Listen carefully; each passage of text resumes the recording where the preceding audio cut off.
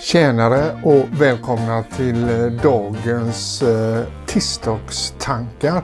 Det är andra avsnittet i tisdagstankar.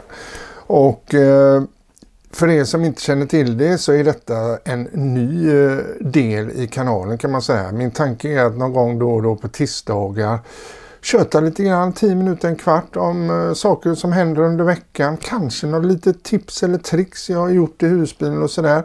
Ja, lite av varje. Vi går vidare tycker jag i dagens tisdagstankar. Responsen från första avsnittet har ju varit god tycker jag. Det har varit många kommentarer och det gillar jag. Och även YouTuber har varit inne och skrivit lite vad de tycker om just det ämnet jag pratade om. Vad man förstår lite, eller som, om jag ska säga reaktioner från tittare och följare efter den här episoden jag gjorde, är ju det att det finns en hel del som retar sig på YouTubers som gör massa reklam och samarbeten på sina kanaler. Jag tar absolut inte ställning för varken för eller emot, utan det tycker jag, vill man göra det så ska man få göra det utan att någon visar så att säga ilska över det. Det finns en del människor som har kommenterat, kanske inte just på min kanal om detta, men det finns en del som har en förmåga att kommentera på ett taskigt sätt när någon använder sig av reklam och så vidare. Och det tycker jag, det behöver man inte göra. Det är bara att ge fasen och kolla på det då. Man behöver liksom inte tala om hur irriterad man blir, för att den YouTuber som väljer att göra reklam i sin kanal måste få göra det utan att folk blir irriterade. Det är lite den inställningen jag har. Och det är inte alls därför jag inte har så mycket reklam i min kanal för att följarna skulle bli irriterade, utan det är för att jag har valt att inte jobba med massa samarbete. Jag vill koncentrera mig på att göra filmer och jag tycker det är roligt, och det är hela idén från början. Jag gjorde detta för jag tyckte det var roligt, och det har bara blivit roligare och roligare. Det var jättekul att läsa kommentarer från första tisdagstankar. Jag tänker vi går vidare. Den italienska husdrömmen. Det är lite fix och sådär som ni kanske ser. Här är det liksom fritt blås. Här växer det. Här är en liten trädgård här. Här har vi trädgården, ja. Trädgård, badrum. Vågar man stå här? Det vågar vi. Jävla träd.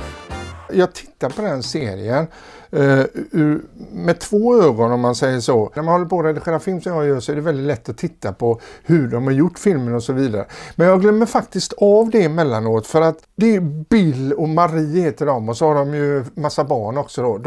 De har ju skaffat sig en ruin i Sambuca, tror jag det heter, om det är Sicilien. Eller om det var på Sicilien, tror jag det är. Alltså den första tanken man får när de kommer in där, det är ju, är ni goa i huvudet? Eller det går ju inte. Alltså det är omöjligt. Det är klart att det hade inte blivit ett program om det inte var så. Så att det förstår man ju. Det är klart det ska ju vara så här. Men sen när Bill då går in i den här ruinen och börjar hacka ner puts på väggarna och grejer. Och hon kommer fram med tyger och visar hur hon vill börja inreda. Jag ser framför mig hur jag hade stått där. Lite panik och stress. Och så kommer Carola och säger, du, jag tänker den här lampan och så, skulle den passa i detta rummet? Sätt igång och hacka och börja bära ut. Jag hade blivit tokig för henne, Marie, och det är det som gör alltihopa. Det är jätteroligt. Så liksom, hon ser en helt annan bild än vad vi andra tittare gör. Men det händer ju ingenting i projektet heller. Men har ni inte sett den serien så tycker jag att ni ska gå in och kolla på den. Den italienska husdrömmen heter det. Vi går vidare igen tycker jag. Ni kanske har sett, ni som följer mig, att jag filmar lite grann med drönare emellanåt. Och nu vågar man ju knappt plocka upp drönare längre. För det är fan med drönare överallt. Man undrar ju lite grann vad det är som håller på att hända. Spontant tänker jag bara skjut ner skiten så fort som möjligt. Men det är klart, då är ju drönarna på områden där det kan vara riskabelt att skjuta ner dem och så. Alltså vad är det som händer runt omkring? Varför händer ingenting emot det här liksom? Nej, man blir förvånad och det exploderar. Det blir bara mer och mer och det går bara fortare och fortare. Men ja, vi skiter i drönare. Vi går vidare. Jo, en sak som jag skulle vilja tipsa om, det är hype. Jag kan säga att jag är själv ganska dålig på det. Men det är något nytt man har infogat i YouTube och det kallas för hype. Man kan hypa. Om det är så att man ser en film som man tycker är bra så kan man hjälpa den YouTubern genom att hypa filmen. Och man har 3 hypningar man kan göra varje vecka tror jag. Och då hypar man ju så som man vill då. Sen så ju fler hype en film får, och om man får många hype så hamnar man på en lista bland andra YouTuber. Och det här handlar inte alls om husbils-YouTuber eller någonting utan det är en hype-lista. Det kan vara vilka YouTuber som helst. Och vi har hamnat på den här listan den sista tiden nu med några olika avsnitt. Varit uppe på 60 och plats 50 och sådär. Jag tycker det är skitskoj. Det talar nämligen om vad ni tycker. Och jag har aldrig nämnt det här med hype utan det har bara skett. Ni har varit där och hypat. Jag är jättedålig på det kan jag säga. Jag engagerar mig inte i det så mycket.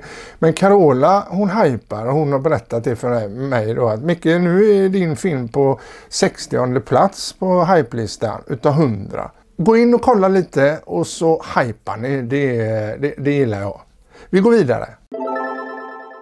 Bär är det ute nu. Det är fullt med bär fortfarande. Och Carola var ute med sin pojk och plockade bär häromdagen. Och det var framförallt tranbär. Och de är lite speciella de här tranbären. Man får ge sig ut i myrar och så växer de liksom på trådar så här längs med myren om jag fattar hela rätt. Så att det är inte så att du har en skopa och hovar in som på lingon utan du plockar ett och ett då. Det gjorde Carola och hon kom hem med lite tranbär och så har hon gjort sylt på det då. Hennes pojke är jätteduktig på det här med att plocka bär och så. Han vet precis vilka ställen man ska åka till om man vill ha svamp eller bär och så. Så att det har hon gjort och lingon också för den delen. Och det är ju så jäkla gott när man gör i ordning egen lingonsylt och tranbärsylt i detta fallet.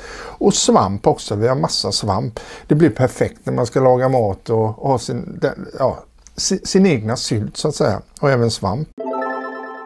Söndagen så var det ju monsunregn här. Det regnade något så jäkla mycket. Och sen så har vi kommit upp i 11 000 följare. Alltså det är ju... alltså jag personligen är så glad för det. Jag tycker det är fantastiskt kul alltså. Kanalen växer sakta men säkert hela tiden. Och det är ju det viktiga att det inte bara stannar upp. För ett tag sedan så firade vi 10 000 följare. Jag tycker inte det var så himla länge sedan. Det är ni följare som ska ha ett jäkla stort tack och tumme upp för detta. Det betyder nog mer för mig än vad ni kan ana. Det är ju ett kvitto på att man gör någonting som är intressant att titta på helt enkelt. Och därför då käkar vi lite chèvre och vi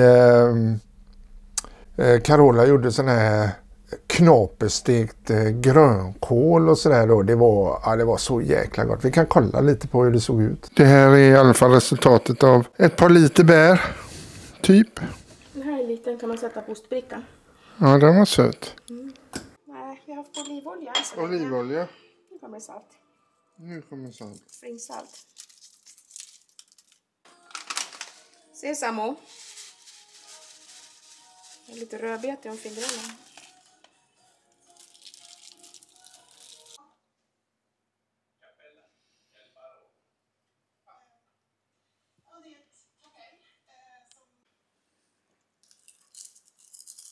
Det låter gott. Knaprig grönkål. Och så firar vi med Must of Mule också. Skål. Och en annan som tycks veta vad jag vill är. Kommentarer får vi ju hela tiden och det är faktiskt en hel del kommentarer med frågetecken, alltså folk frågar saker i kommentarerna. En av de sakerna, det är, och det kommer rätt ofta, det är lite sådär, kan vi se fram emot lite drinktips och så vidare? När kommer fredagsdrinken? Ja, den typen av kommentarer får jag ständigt. Inte jättemånga, men det kommer lite då och då. Och jag kan säga, fredagsdrinken, den är nedlagd och jag tror inte att jag tror aldrig fredagsdrinken kommer tillbaka så som jag gjorde den då när jag höll på med det. Dels för att det är alldeles för mycket jobb. Jag tycker det är jätteroligt, men det är lite för mycket jobb och sådär. Man tror inte det, men det är jättemycket jobb att hålla på med det. Så att därför så har jag slutat med det helt enkelt. Det kan bli en och annan Mask of Mule och någon öltest och så emellanåt. Det är klart, då visar jag vad det är för bira. Vi stöter på följare ganska ofta faktiskt. Och häromdagen så var vi på Willys. Vi stod i kassan och det brukar nästan alltid vara så när det gäller följare. Man känner att man har någon som liksom iakttar en. Och ibland så blir man iakttagen utan att personen i fråga kommer fram, och då kan man bara gissa. Det var nog någon som kände igen mig, för de tittar lite extra mycket. Häromdagen så blev vi iakttagna på Willys när vi stod i kassan och skulle betala. Och då var det Ulf som stod utanför kassorna. Så han gick direkt fram när vi kom fram och presenterade sig. Det var en följare från Gävle helt enkelt som hade flyttat till trakterna kring där vi bor. Så det var jättekul. Vi pratade en bra stund faktiskt. Inte bara inne på Willys utan på vägen ut också. Så att, men det var jätteroligt. Jag hoppas att Ulf kommer kommentera mer än vad han brukar göra. För han kommenterar inte så mycket, tror jag inte han gjorde i alla fall. Välkommen till kommentarsfältet Ulf. Det var jätteskoj att träffa dig. För en stund sedan så var vi ute och promenerade med hundarna i Stugsund heter det väl. Och jättefint väder. Solen sken, hur gott väder som helst. Och då möter vi ett äldre pensionärspar. Och rätt vad det är så säger de hej Harley och Alice. Och då förstår man ju också att det är följare. Och det var Kjell och Marianne. Så vi fick pratat en pratstund där också. Hymerägare från Hudiksvall. Så det var jättekul. Det kommer hela tiden det där. Och det är jätteskoj. Vi har varit ute på en långfärd med hubben. Och detta är någonting, det är material som jag har framför mig nu. Som jag kommer att jobba med hela tiden nu framöver i några veckor. Då har vi också stött på massa följare på olika ställen. Jättekul. Och den här resan var faktiskt, den blev mycket, mycket bättre än vad vi kunde förvänta oss. Vi hade så jäkla fint väder. Alltså nu snackar vi i september och 26 grader hade vi som varmast. Och det var vindstilla flera dagar av de här dagarna. Nej, det var riktigt fint alltså. Vi åkte ungefär 250 mil tror jag vi gjorde ungefär. Så där finns en hel del material och det kommer framöver. Så det får ni hålla ögonen på. Den resan gick faktiskt hela vägen ner till Österlen och Kivik och sådär. Så att det var väldigt, väldigt trevligt. På den här resan som vi gjorde nu, som vi nyligen har kommit hem från, så sålde jag min kamerautrustning. Den stora kameran som jag hade, lite dyrare grejer jag hade. Det är sålt så jag har ingenting sånt kvar. Jag är inte helt säker på om jag skaffar en kamerautrustning nu eller om jag ska skaffa en dator. För att datorn börjar att fallera så att säga. Den orkar inte med dagens tuffa program. De är så dels energikrävande, avancerade så att datorn är inte helt tillräcklig. Så jag kanske måste ge mig på dator först innan jag skaffar en ny kamerautrustning.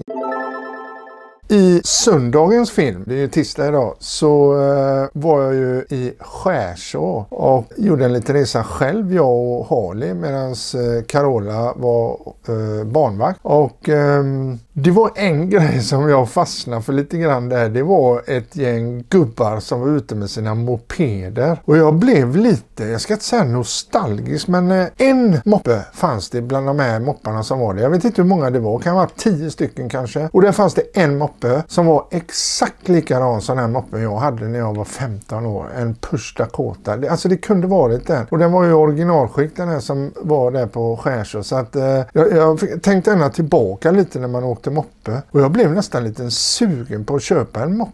Fast vad fan ska jag med en moppe till, tänker jag då. Men nej, det var jättekul att se de här mopedisterna. Har ni inte sett filmen från Skärså så ska ni absolut gå in och titta på den. För det var kul. Och Skärså i sig är ett jättefint ställe. Alltså värt ett besök. Har ni inte varit där och kanske befinner er i trakten så absolut värt att åka ner dit. Det finns en camping där också som inte är speciellt dyr. Alla möjligheter. Jag tror dock inte att campingen är öppen på vintern. Vi går vidare.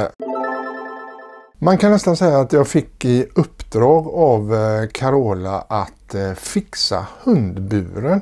Vi har ju en hundbur i husbilen som man kan fälla upp och fälla ner igen när man inte använder den. Och den är så stor så att bägge hundarna får plats där. Men vi har ett problem och det är att Harley klättrar upp och lägger sig på Alice när vi åker. Jag vet inte riktigt varför han gör det, men han söker tryggheten hos henne där på något sätt och lägger sig. Man gör ju det.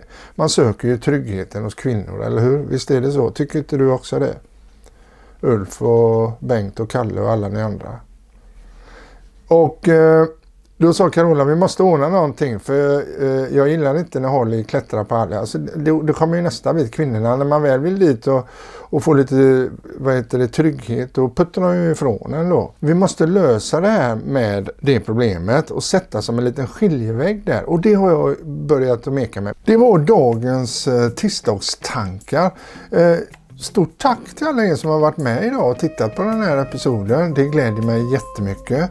Och så vill jag passa på att påminna er som inte är prenumeranter men som ändå kollar på kanalen. Tryck gärna på prenumerera. Och så hype också då. Om ni känner att ni vill hypa filmen så gör det. Det är jättekul att gå in på den här listan och kolla var filmerna hamnar någonstans. Om de hamnar överhuvudtaget. Det är inte alls säkert. Det beror på hur många hype man får. Det är skitkul. Så prenumerera, hypa, gör tumme upp och så kommentera nu också.